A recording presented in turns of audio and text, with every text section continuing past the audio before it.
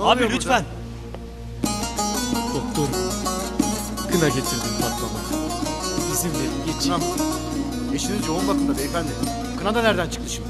Öyle deme doktor. Kına demek hakkın yolunda olmanın işaretlenmesi demektir. Kına yakardı Fatma. Askerlere, vatana kurban olsun diye.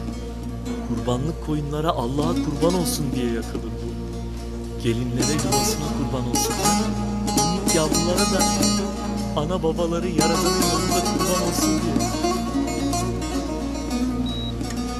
Fatma kına yakmadan rahat etmezdi. Belki iyi gelir hanımıma. Belki açar gözlerini. Müsaade et doktor. İzin ver doktor.